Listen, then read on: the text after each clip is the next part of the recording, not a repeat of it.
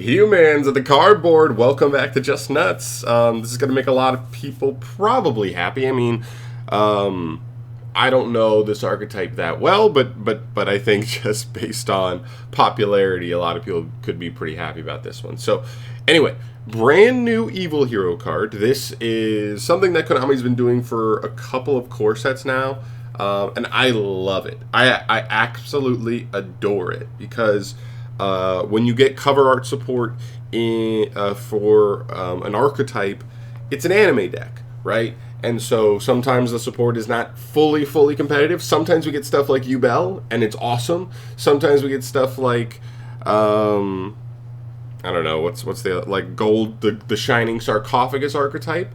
But what's nice is that Konami has been following up in the following core set, behind their main, big wave of support when they're on the cover, and giving each of these archetypes one or two more cards, and that's really nice. It just gives you hope that if you're a huge fan of any archetype that ends up on a cover, you're like, ooh, but next set they could get one or two more cards. And we saw Yubel get Phantom of Yubel shortly after. We've seen like Sharks get solid support, and then they get like Jet Shark, which is a nice addition as well.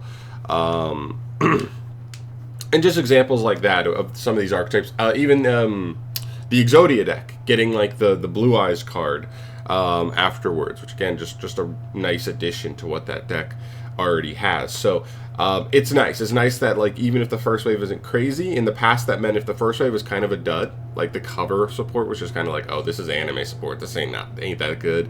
You can have hope that there's a little bit more coming to push, and we've even seen it be like absolutely crazy sometimes, like Yubel. So here we go, a brand new Evil Hero card. The design is nasty. The design's sick. I do like the design. The Evil Heroes look good. I'm not gonna. I will die on this hill. I think the two best artworks in all of Heroes are original Elemental Hero Bubble Man and the new one, Evil Hero Toxic Bubble. I think those are literally the coolest hero cards artwork-wise that I've ever seen. Anyway, today we're looking at Evil Hero Vicious Claws. This is a level 7 Dark Fiend effect monster, 25/25 for the stats, so pretty beefy. You can only use the first and second effects once per... Oh, I'm sorry. The first effect is once per turn. The second effect is once per duel, so maybe that'll actually just be pretty dang strong. Alright, the first effect reads, you can target one hero monster on the field. Special summon this card from your hand in defense position, and if you do, that monster gains 300 attack. Okay, I mean,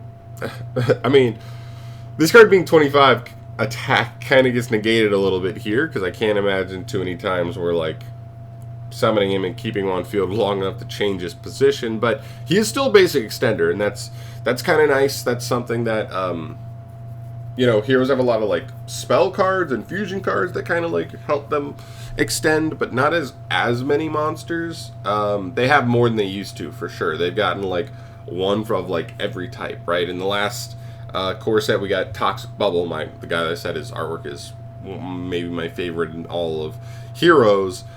He just summoned himself for free. And then then you start talking about the Vision Heroes. Right? Is it Ferris? Ferris is the good extender there.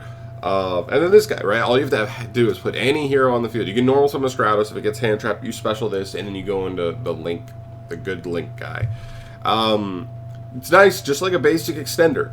How needed is it for the deck? I cannot tell you. Like, how much is this like oh my gosh, we were looking for a nice extender, another nice extender. I have no idea. I really couldn't tell you. But listen, as far as extenders go, it's just like a nice extension effect. Just basic. But it works. Excuse me. If a monster you control is destroyed by battle or card effect, you can special summon this card from the graveyard. Then, if you have a monster in your graveyard that mentions Dark Fusion, a keyword that doesn't even have to be a fusion monster. It just says any monster. So I know the whole wave that we just got in Supreme Darkness, like every main deck monster as well, I think like has an effect that mentions Dark Fusion, so that's pretty cool. You can destroy one card on the field. There you go. Like, that's nice. My one question would be, like, can we do that ourselves? Right? Like, I just don't know off the top of my head what hero interaction we already have that is like, you know what I mean? Do we have like a quick effect, destroy your own hero to do something? I honestly have no idea. I'm not going to pretend. Hero has so many cards. I'm not even going to pretend to know like what the preferred version of hero is currently. But listen, if we have a quick effect way to do that, that's cool. I like that it's battle or card effect, so it's just like I have a hard time believing you're going to have duels where no monster is ever destroyed. So this is a pretty good punish, right? You get the body back. It's pretty beefy. And you're going to non-target destroy a card on the field. Like, that's just a pretty good... That's just, like, a pretty decent punish. It reminds me of the Adagnister guy, the Wind Pegasus, right? That people would play just in Adagnister just to put in grave, and it was basically, like, just this deterrent of, like, go ahead and destroy something, because you're going to get something shuffled. So this is kind of in that realm. This one is only once per duel, but the fact that it's built into a card that's not even a brick on its own, it's not a starter, but it's an extender, we'll take it. We'll take it. So, again, I'm gonna need some hero players in the comments to fill me in on this card, like how necessary is the extension effect, and how easy and consistently can we ourselves set up that destruction effect, that second effect. Or is it just kind of like you put it in grave and it's kind of doing what Wind Pegasus was? It's just a deterrent from your opponent from even trying to like play into you, because you're gonna punish them for it. I have no idea. Let me know in the comment section down below, though. Not a bad card, all things considered. Not a crazy card as well.